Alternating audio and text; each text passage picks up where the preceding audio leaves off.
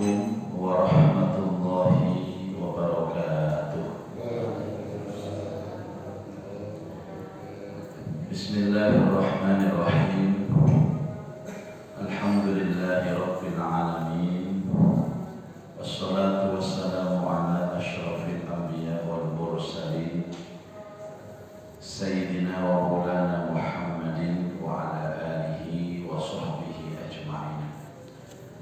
Asyhadu an la ilaha illallah wa asyhadu anna Muhammadan abduhu wa rasuluh. Allahumma salli ala Sayyidina Muhammad wa ala alihi wa sahbihi ajma'in. Subhanaka la ilma lana illa ma 'allamtana innaka antal alimul hakim. Rabbi shrah li sadri wa yassir li amri wahlul 'uqdatam min lisani yafqahu qawli, amma ba'du. Ma'asyiral muslimin wal muslimat, hadirin hadirat, Bapak Ibu jamaah salat subuh Masjid Baiti Jannati rahimakumullah. Mari kita awali dengan baca surah Al-Fatihah, berharap kepada Allah mudah-mudahan dosa-dosa kita diampuni, rezeki kita diberkahi, umur kita diberkahi, sampai bisa menjumpai bulan suci Ramadan dalam keadaan sehat walafiat, zahiran wa batinan. Al-Fatihah.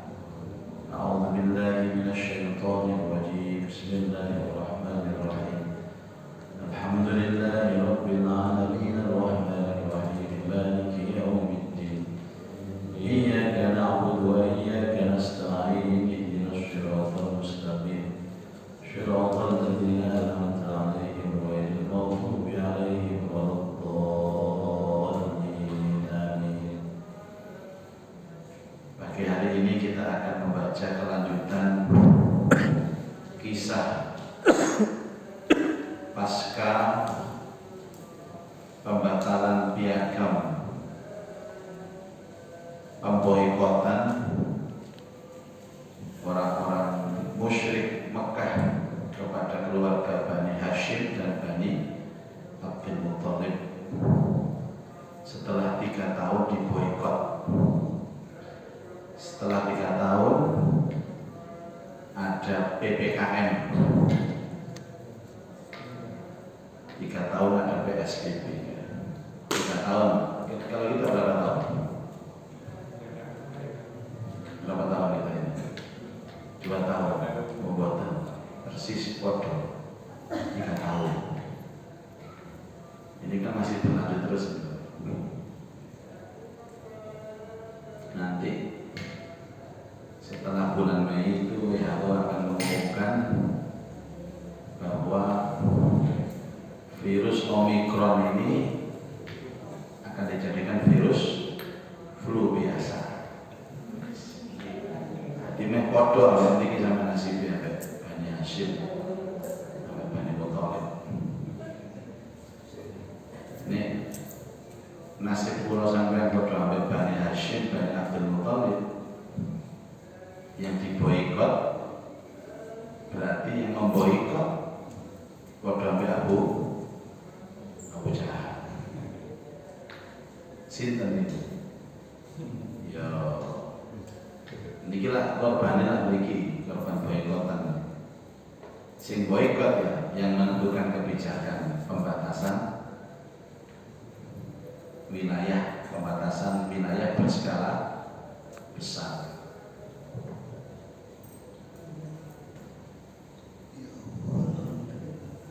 Ini biyen sih perumahan Oasis Cidang Tengah Jeng. Angger wong iso profesi itu ati ku isin kan. Kok iso ya. Akal sehat itu nanti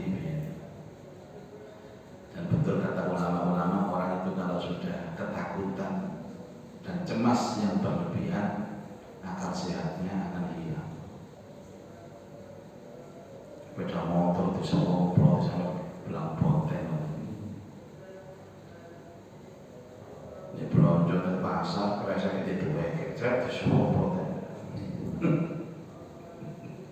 ya Allah. Untung kalau boten melok kaya ngoten niku.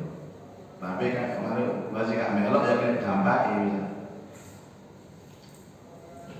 Nah selama 3 tahun ini boikotan selesai. Rasulullah SAW keluar dari tempat pemboikotan. Ini tema kita adalah utusan Quraisy terakhir yang menemui Abu Thalib. Karena setelah ini Abu Thalib wafat. Jadi ini negosiasi terakhir pasca pembatalan piagam pemboikotan. Setelah diboikot, bagaimana kondisi kaum muslimin? Ya Rasulullah beraktivitas seperti biasa. Orang-orang Quraisy sudah tidak lagi mengusik masalah pemboikotan, tapi di balik itu orang-orang Quraisy ini masih melancarkan tekanan-tekanan terhadap orang-orang Muslim dan menghalangi orang di jalan Allah. Dinten minggu ini kalau ditakoni, Pak Zaki, apakah virus corona ini bisa hilang dengan doa kita, dengan qunut nazilah? Terjawab, kalau virusnya asli iso. Tapi kalau virusnya nggak asli, mbok saya mendungo sak dunya qunut nazilah ya gak iso. Bisanya dengan juga cara doa iya, qunut nazilah iya, swab antigennya harus dihapus. Mari setuju ya? Sebenarnya setuju cok ya. Dan ini antigen PCR swab masih ada, ya sampai kiamat masih ada. Karena itu setan dan iblisnya itu sekarang ada di PCR. Demi Allah Bapak Ibu, ini barang situ itu sekarang entek corona ini. Karena yang menyebabkan ada itu yaitu, padahal kalau dulu muncul ini artikel, pencipta PCR swab itu sendiri sudah tidak merekomendasi bahwa itu merupakan alat yang paling akurat dalam menentukan orang ini positif atau negatif. Masya Allah. Jadi kebohongan itu berawal dari swab. Swab tidak ada, entek. Tapi ya angel, terutama mereka-mereka yang ada dalam lingkaran setan. Kalau anggap lingkaran setan.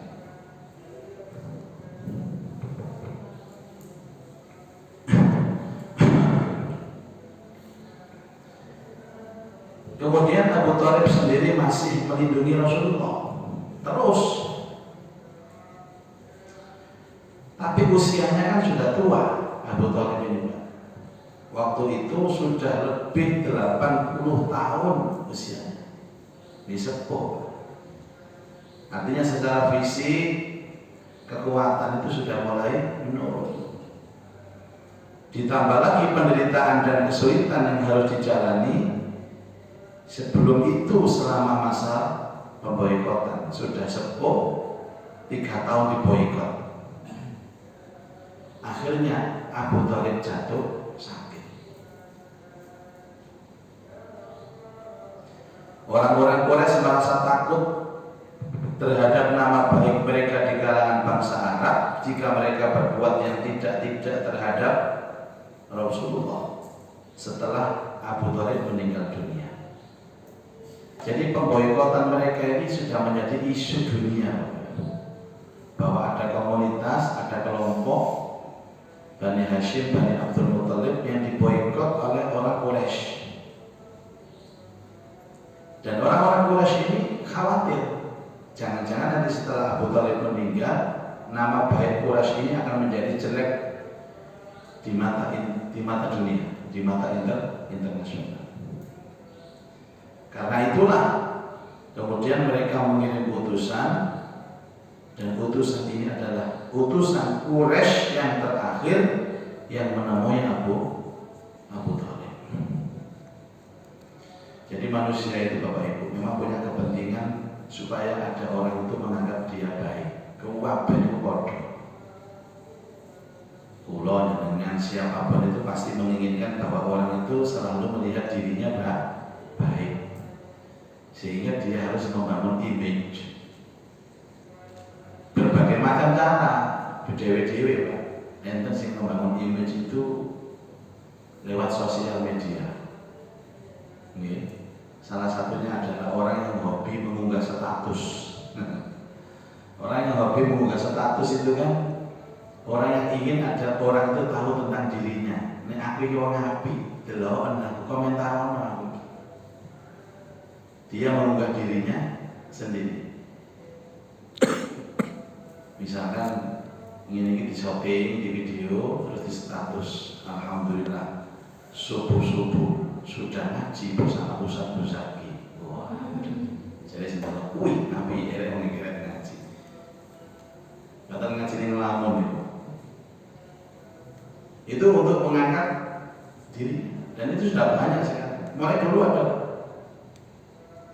ada yang orang agak bondo, sing mau sing status dewi ini gue batu bondo, nggak status itu Qur'ane di video tiga tulisan betapa indahnya bersama Al-Quran. Wah, sing delok pret. Malu-malu nang panti asuhan nyumbang anak yatim santunan di video mana indahnya berbagi dengan anak-anak kesayangan Rasulullah pada nyumbang 10.000. Niku sing boten bondo, sing rada bondo nyewa wong. Aku Pak, anu yo tak sewa pokoknya nang sosial media ku api-api ino aku. Mikir rada bondo. Ini biasanya dilakukan oleh kelompok-kelompok yang mengatasnamakan dirinya dengan buzzer.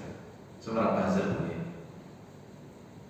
Sana sini sing roti ini niku blunder niku. Roti putih buzzer.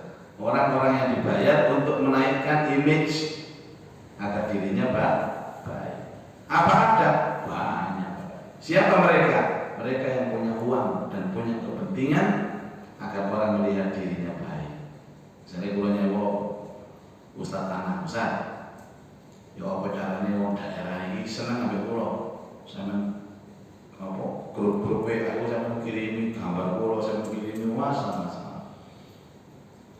Itu kepentingan Bapak. Nah,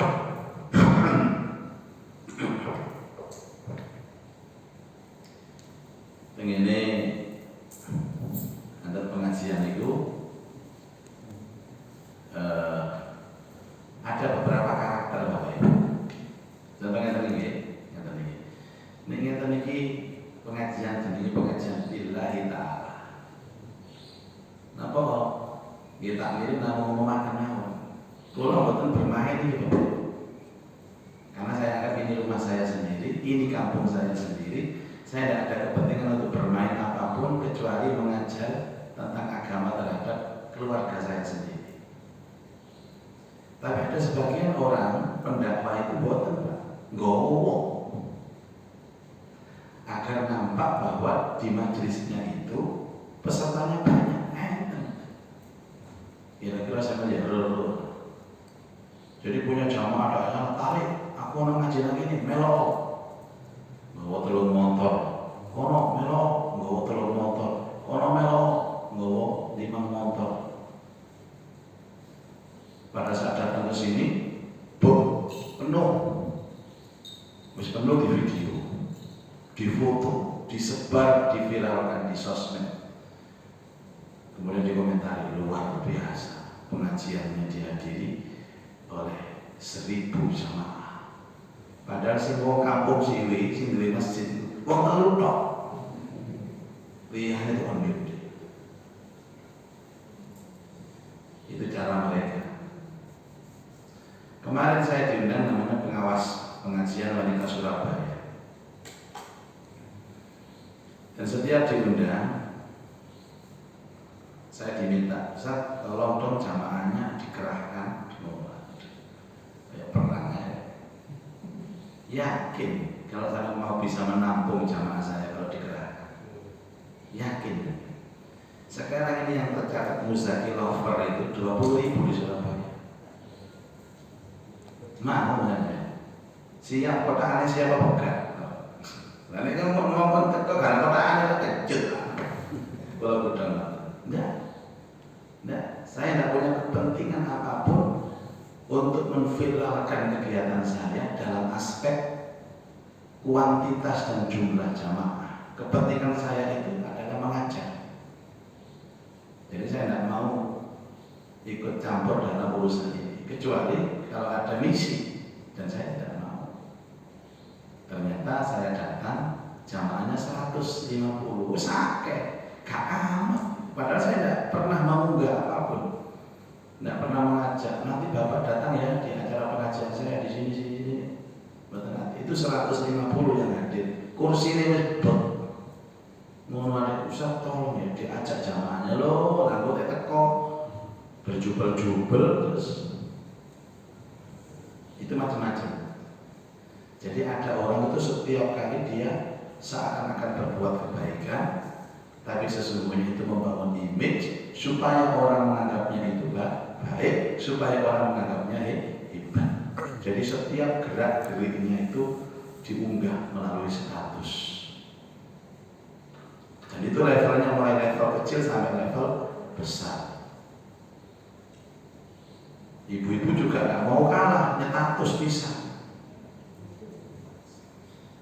Di dalam statusnya itu ditulis, hanya Allah dan aku yang tahu penderitaan ini. Oh hanya Allah kok kabeh terus iki ya Allah. Cara bodoh iku aja ditutup wong. Bodoh iku wis dipek dhewe aja ditutup wong. Hanya Allah yang tahu penderitaan ini. Hanya Allah yang tahu, tapi kuwabe sak kampung ngerti kabeh. Sak grup WA ngerti kabeh. Terakhir diterusin hasbunallah wa ni'mal wakil. Cukuplah Allah menjadi pelindungku. Nah cukuplah Allah, apa kok sebar-sebar nang ngene tangga nang kanca. Jadi ada orang bodoh itu terukur, ini bodoh yang tidak terukur.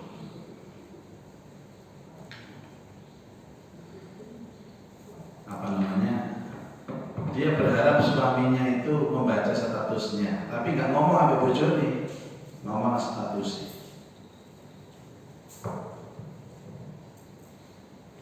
Saya tidak membalas, tapi ada saatnya nanti ada pembalasan teruntuk suamiku.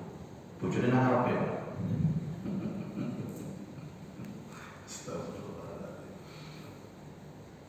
Ini namanya sindrom. Orang yang biasanya tatus mengunggah begitu itu, kalau nggak nyetatus kak, nggak sih ngeluh. Ini jadi sindrom. Yang paling enak itu sindrom maca Quran. Nek gak maca Quran nggak sih ngeluh. Nah ini sindrom gak maca Quran berarti nek maca Quran tambah ngeluh. Seperti yang dilakukan Quraisy itu. Isu tentang pemboikotan ini sudah didengar oleh seantero jagat ini. Berarti ada upaya kezaliman. Kasus Indonesia ini, kemarin saya baca, mungkin Bapak Ibu silakan buka sosmed itu tentang artikel yang diunggah oleh Mas Peter F. Gonta, orang baik, orang cerdas, tentang bagaimana Indonesia menangani pandemi COVID. Jadi dia mengatakan ya saya malu menjadi orang Indonesia ini. Atau video yang Bapak Ibu pernah mengunggah itu tentang bagaimana kondisi pemilihan presiden di Indonesia. Ada seorang profesor dengan bahasa Inggris dia mengatakan ada beberapa karakter negara-negara itu ketika mengadakan pemilihan presiden. Satu, Amerika. Amerika itu setelah pemilu hasilnya bisa tahu 1 jam. Inggris itu 2 hari, Perancis Prancis 1 minggu, Somalia 1 bulan baru tahu hasilnya. Nah, Indonesia belum coblosan sudah tahu hasilnya. Belum coblosan sudah tahu hasilnya. Durung nyoblos katanya wis metu. Ya sama dengan kita ini Pak, belum diperiksa hasilnya sudah keluar. Itu menunjukkan apa? Bagaimana karakter atau perilaku dari negara tersebut. Ada sebuah keluarga itu Bapak Ibu. Ini kita kalau ada tamu itu disuguhi umbi, disuguhi jajan, disuguhi makan. Dia bikin peraturan, pokoknya setiap ada tamu wajib makan. Itu dibangun terus. Jadi setiap ada orang datang itu pasti makan Bapak Ibu. Terus ada rumah itu yang bikin sistem apa? Pokoknya ada tamu tidak boleh disuguhi apa-apa, garingan. Pokoknya udah ayo, terus pokoknya tidak ngobrol dong. Tidak boleh ada makanan keluar. Ada lagi, kalau ada tamu, pokoknya yang keluar itu air mineral 1 gelas. Itu namanya membangun brand Bapak Ibu. Membangun brand. Sama kayak pengajian ini. Pokoknya setiap pengajian harus ada teh hangat. Itu bangun brand. Ya, ini nanti akan terus teringat sampai nanti generasi-generasi kita. Pokoknya harus ada lontong sayur. Nah, gitu ya. Seperti ini. Dan nanti ini yang akan diingat oleh para jamaah terus diingat terus. Itu namanya brand. Salah satu contoh, misalkan saya punya kawan-kawan, kalau saya ajak kemana-mana, dia ajak Mas Muzaki ini mesti andok itu. Terus dibangun image. Ada lagi teman saya diajak temannya, waduh dia diajak cak iki wae garingan tok wis. Kosong sampai muni. Itu bangun image. Nah, ketika Abu Thalib ini sakit dan orang Quraisy mengkhawatirkan keadaannya dan mereka pun saling kasak kusuk bahwa Hamzah dan Umar ini sudah masuk Islam, sementara masalah Muhammad sudah menyebar di seluruh kabilah Quraisy. Maka kirimlah utusan kepada Abu Thalib agar bisa menerima imbalan tertentu dari anak saudaranya dan dia bisa harus menyerahkan dirinya kepada kita. Demi Allah, kita tidak akan merasa aman jika urusannya menjumdahi kita. Jadi kondisi seperti ini orang-orang Quraisy ini masih khawatir Bapak. Khawatir sebab orang kabilah-kabilah di seluruh Mekah ini akan menyalahkan mereka. Ini yang tadi saya maksud bahwa menjadi karakter dasar manusia itu kepingin orang lain menganggapnya baik. Dalam lafaz yang lain disebutkan mereka berkata, kita ini khawatir orang tua ini meninggal. Orang tua siapa namanya? Abu Thalib. Lalu bangsa Arab mencela kita karena kita berbuat sesuatu terhadap anak saudaranya. Atau mereka berkata, orang-orang Quraisy sengaja menterlantarkan Abu Thalib dan setelah dia meninggal mereka bisa berbuat semaunya terhadap anak saudaranya. Yang dikhawatirkan orang Quraisy itu Bapak Ibu, nanti Abu Thalib ini sakit. Abu Thalib ini kan dihormati di Mekah. Dikiranya nanti sakitnya Abu Thalib itu karena Quraisy. Kalau sudah sakit terus meninggal dunia, ini rencana Quraisy, berarti kan mereka aman untuk mencelakai Rasulullah. Karena selama ini yang melindungi Rasulullah adalah Abu Thalib. Bingung Bapak Ibu. Ini Abu Thalib sampai loro, sampai mati. Semua orang menganggap kita ini telah mencelakai Abu Thalib dan merencanakan untuk membunuh Muhammad. Ini yang mereka bingung Bapak Ibu. Para utusan itu mendatangi tempat Abu Thalib dan berdialog dengan beliau. Mereka terdiri dari pemuka kaum seperti Utbah bin Rabi'ah, Syaibah bin Rabi'ah, Abu Jahal bin Hisham, Umayyah bin Khalaf, Abu Sufyan bin Harb, dan masih banyak lainnya yang jumlahnya kira-kira 25 orang.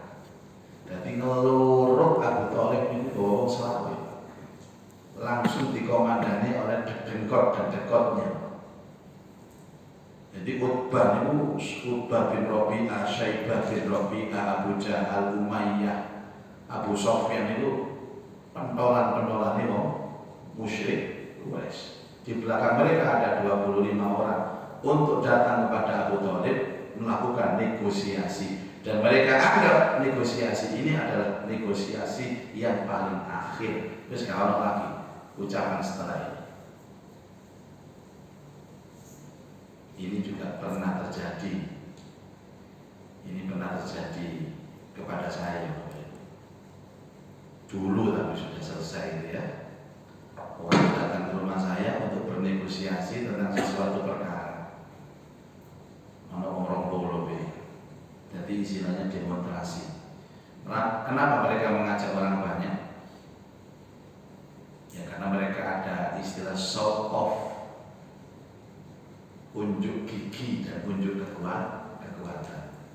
Mungkin kalau orang satu diajak diskusi kalah. Yang orang rombolo mungkin ada kekuatan. Makanya dulu ada cerita Bapak Ibu sekalian, setelah Nabi Samuel, sama Nabi Samuel kali Samuel ini. Samuel itu Nabi terakhir dari Bani Israel setelah Nabi Musa. Nah, muncullah raja yang sangat diktator, namanya Raja Jalut. Nah, orang-orang Israel ini Pak bingung. Akhirnya kemudian minta kepada Nabi Samuel, tolong dong Samuel, kamu kan Nabi, mintakan kepada Allah agar Allah menurunkan kepada kita seorang raja. Langsung dungo, ya Allah turunkan kami raja yang akan melindungi kami dari serangan Jalut. Akhirnya turunlah seorang nabi dipilih dari golongan mereka, tetapi golongan dari mereka ini tidak disetujui, namanya Tolut. Tolut ini adalah pemuda dari orang keluarga miskin, dan dari strata sosial Tolut ini termasuk strata yang rendah, sehingga Israel ini nolak. Oh, iki melarat itu ya apa tadi rojo itu. Samuel ya ngeluh sih Pak, kon mau cari jalu tak jaluk lo dikei kon gak gelem karena kowe apa sih jadi Samuel ini Samuel sama Mimon tadi ngomong bahasanya. Akhirnya Samuel ini berdoa kepada Allah, ya Allah, bagaimana orang Israel ini yakin kalau Tolut ini raja.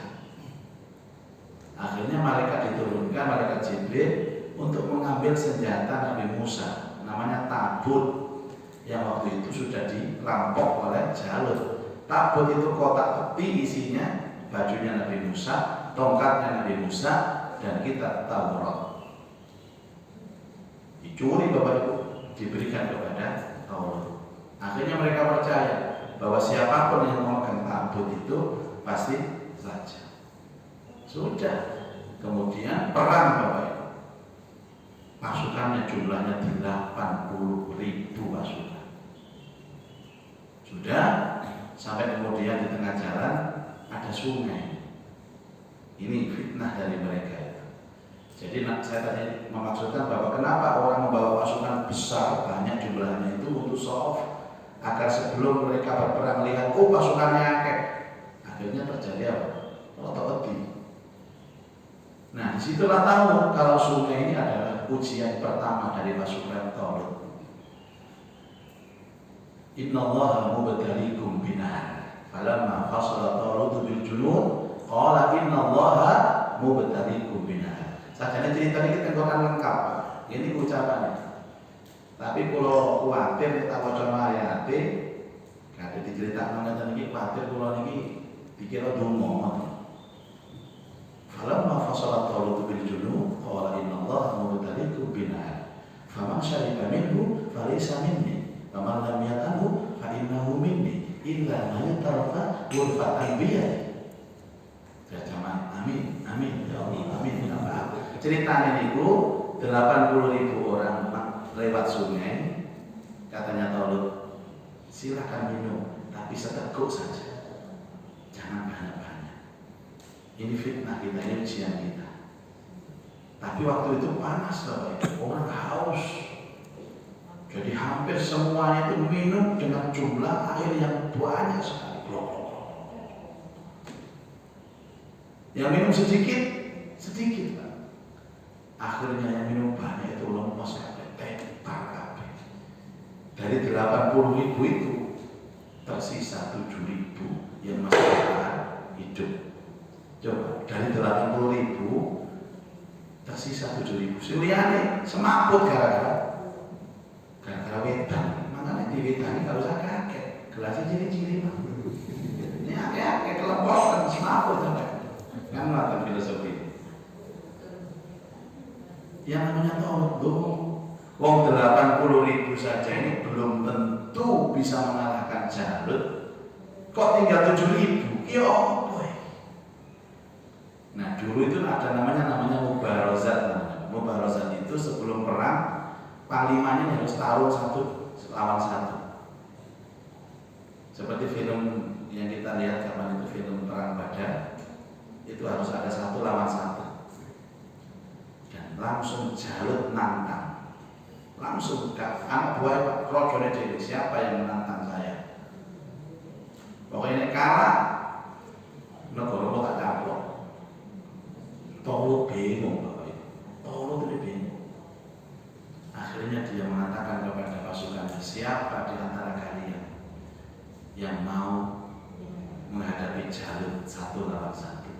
Kalau kalian menang, maka kalian akan mendapatkan kerajaan saya ini dan akan mendapatkan anak saya. Waktu itu anaknya itu wahyu Pak. Nah, munculnya seorang pemuda namanya Daud. Daud ini waktu itu punya keahlian Bapak Ibu. Salah satu keahlian Daud mulai kecil adalah dia itu selalu menyimpan batu di sabuknya ini. Batu itu kalau dilempar Pak, iso obong. Akhirnya Daud itu tampil perang dengan Jalut Pak. Lah kakak cangkem Joko waktu disepawat Jalut langsung obong, mati Jalut. Mati. Bukan mati, mati. Makanya dulu ada istilah, pokoknya anak cilik pinter nyawat. Itu berarti dari turunannya Daud. Zaman dia ada setip. Makanya guru-guru ngaji pelanggar-langgar itu mukjizat Nabi Daud waktu kecil adalah pandai nyetip. Padahal bukan setip itu Pak, mereka waktu kecil. Waktu dewasa baru bisa membuat baju besi. Karena tangan Daud ini kalau sudah nempel di besi itu menjadi lelet, lunak. Dalam bahasa Qur'annya apa? Wa alanna lahul hadid, dan kami berikan kemampuan tangan Daud itu untuk melunakkan besi. Jadi mesin diklat-klat sakit, dibentuk baju, dibentuk pedang, sakit. Luar biasa. Nah, sampai nggak ada kemampuan kayak Daud, teman-teman gampang. Bukalah suasana embong. Akhirnya apa Bapak? Daud menang dan Daud menjadi pewaris tunggal Raja Talut itu. Itulah mulai cerita bahwa ada nabi, di samping dia seorang utusan Allah, dia juga seorang raja. Dan raja di raja yang pertama dari utusan Allah itu Daud, dan anak putrinya Talut ini adalah istri pertamanya Daud, yang waktu itu di Israel tidak ada orang yang paling cantik kecuali istrinya Daud ini. Tapi bagaimanapun laki-laki kan senengannya wedok. Masih di bojo wayu ternyata Jawa dia rapi mana. Di dalam Al-Quran dijelaskan sampai istrinya berjumlah 99 istri. Hebat. Bojone ayu rapi mana. Bojone kata ayu gak paling rapi. Terus kata terus ngobrol bagus. Kemudian negosiasi Bapak Ibu. Jadi saya tadi cerita tentang kenapa mereka berbondong-bondong menghadap kepada Abu Thalib dengan jumlah yang besar. Oh kok gak iso atasnya negosiasi ya? Ngomong wong loro wong telu lah cukup. Ngejak wong selawi. Sama gunanya seperti itu. Maka saya katakan salah satu bentuk syiar terbesar Islam itu adalah orang haji. Orang haji.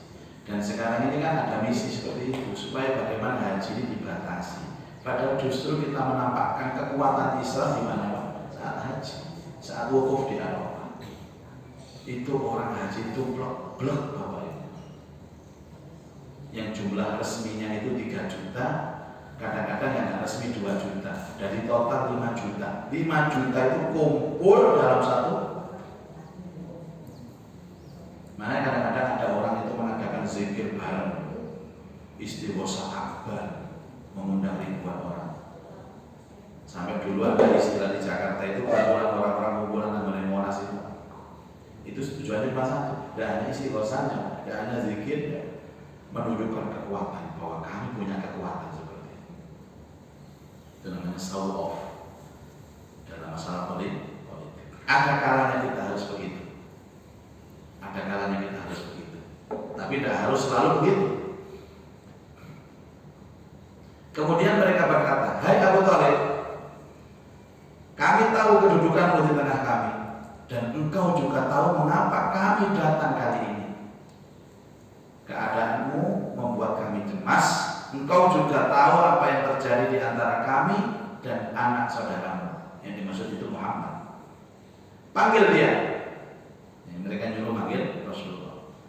Ambil apapun dari kami untuk diberikan kepadanya, dan engkau harus menyerahkan urusan dirinya kepada kami agar dia berhenti mengganggu kami dan kami bisa menghentikan tindakannya, membiarkan kami dan agama kami. Celun keponakanmu, serahkan kepada kami dan kami akan memberikan apapun kepada kamu. Jadi seorang Nabi Muhammad itu ditukar dengan dunia mereka. Dulu pernah negosiasi pertama itu, ya pernah ya. Muhammad, jika kamu kepingin menjadi seorang raja, kami akan angkat kamu menjadi seorang raja. Jikalau kamu kepingin harta benda yang banyak, kami akan kumpulkan harta benda sama kain, akan saya serahkan kepada kamu. Dan jika kamu ingin seorang wanita yang paling cantik di Mekah ini, kami akan carikan wanita yang paling cantik, kami serahkan kepadamu. Apa kata Rasulullah? Dadekno aku raja, kaya ana aku duit sing akeh, kaya ana wedok ayu sak Mekah, tidak akan pernah menghentikan langkahku untuk menyebarkan agama tauhid, menyebarkan agama Allah. Nabi gak gelem. Begini kalau pikir-pikir nih, umpama sama posisi waktu itu dari Nabi yang ditawari. Nah, Pak,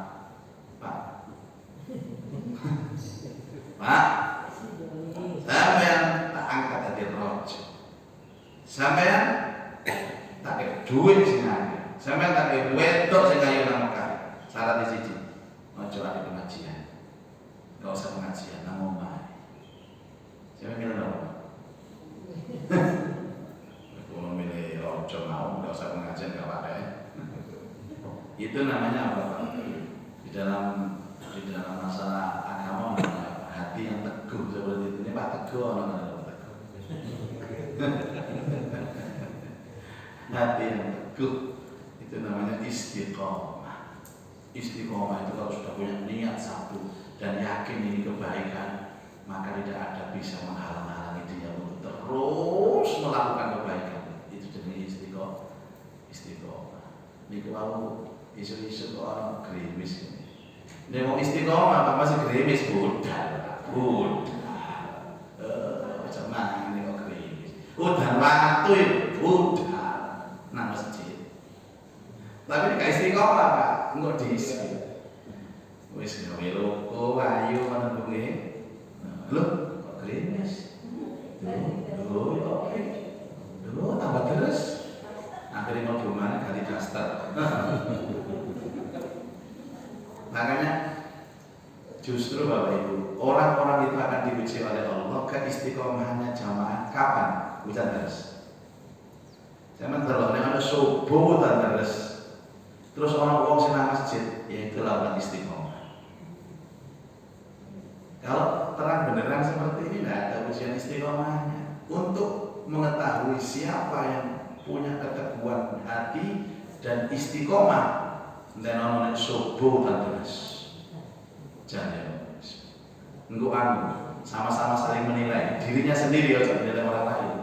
Tak jamin ya. Bukan tahu keres mulai jam 3 rata-rata becek-becek banjir ngoten niku. Sopo kira-kira sing bertahan masjid niku wong istiqomah. Biasanya sing teko 40 nih udan terus wong papat. Ini niku istiqomah. Noleh hilang. Pun nanti bisa menilai dirinya sendiri. Dulu Bapak Ibu, dulu orang itu kalau sakit Pak, sakit batuk atau apa, atau sakit yang lain, itu justru memberikan semangat ke masjid. Apa? Saya itu cari obat Pak Mas. Kalau sekarang tidak boleh Pak. Sekarang kalau meriang ngomong tidur lari. Tadi malam juga saya membaca satu ceramah dari ulama bahwa tidak ada penyakit yang menular. Jadi kalau kita belajar ilmu tauhid, pada akhirnya tidak ada penyakit itu menular. Tapi sekarang ya tidak. Sekarang sebagai orang waktu Wate kok di mana? Kon wate. Jajak aku. Ada video itu bagus loh. Ada polisi wate. Polisinya semburat kabeh. Jadi polisinya itu berani dengan teroris tapi nggak berani dengan batu. Kemudian Abu Thalib ini memanggil utusan untuk memanggil Rasulullah Sallallahu Alaihi Wasallam. Setelah beliau tiba, Abu Thalib berkata kepada Nabi, wahai ponakanku, wahai anak saudaraku, mereka ini adalah para pemuka kaum. Mereka berkumpul untuk membahas masalah kamu, dan mereka hendak memberi sesuatu kepadamu, dan mereka hendak mengambil yang lain darimu. Kamu akan dikasih macam-macam, tapi kamu akan diambil. Lalu Abu Thalib memberitahukan kepada beliau apa yang telah mereka tawarkan tanpa ada pemihakan kepada salah satu pihak. Jadi Abu Thalib ngomong bloko suto Pak. Apa anaknya? Ya Muhammad, ana wong iki lho kepengin awakmu melo. Tapi mati gak diamini. Kemudian beliau bersabda kepada mereka, Rasulullah, apa pendapat kalian jika aku menyampaikan satu kata saja yang kalian ucapkan, niscaya kalian akan merajai bangsa Arab dan non-Arab pun aku akan tunduk kepada kalian. Kata Rasulullah, bersabda kepada Abu Thalib, aku ingin agar mereka sudi mengucapkan satu kata saja. Dengan kata-kata itu semua orang Arab akan tunduk kepada mereka. Wis ngene ae macam kayak aku tak balik. Konek nurut sampai aku ngomong satu kalimat ini, seluruh dunia, seluruh bangsa Arab akan tunduk kepada kalian. Nabi dibalik ditantang misalnya benar. Apa kata-kata itu? Ucapkan La ilaha illallah Muhammadur Rasulullah. Semua akan tunduk kepada kalian. Abu Jahal Pak ngicing Muhammad itu. Wong kene ngecek negosiasi apik ya. Sama kayak yo ngangkat aku raja. Engke duit. Ini wis tak balik. Kalau kalian ingin menguasai dunia, ingin menjadi raja, dan kepingin semua orang tunduk kepada kalian, bagaimana kalau saya kasih tawaran? Apa tawaran Muhammad? Ucapkan kalimat La ilaha illallah Muhammadur Rasulullah. Kira-kira wong Selawi sing dipimpin Abu Jahal niku seneng apa ngamuk? Seneng apa ngamuk? Ngamuk. Bagaimana ngamuknya? Kita tunggu pengajian berikutnya insyaallah. Mudah-mudahan manfaat. Al-Fatihah.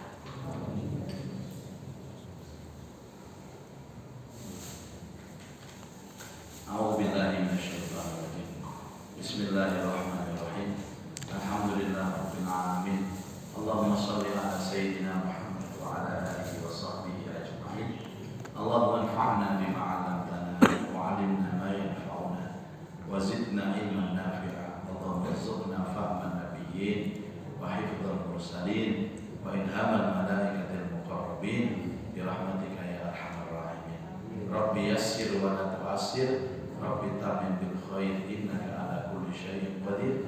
Rabbana atina fid dunya hasanah wa fil akhirati hasanah wa qina adzabannar. Wa sallallahu ala sayyidina Muhammad wa alihi wa sahbihi wa baraka wa sallam. Alhamdulillahi rabbil alamin. Subhanakallahumma wa bihamdika asyhadu an la ilaha illa anta astaghfiruka wa atubu ilaik. Assalamualaikum warahmatullahi wabarakatuh.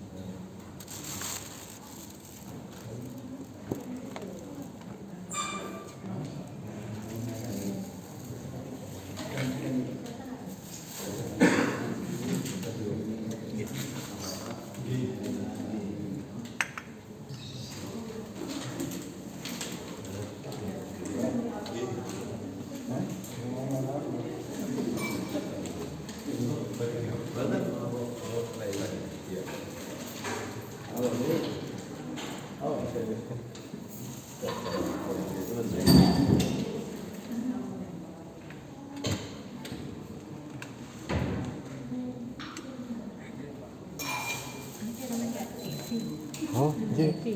Nggih, nggih.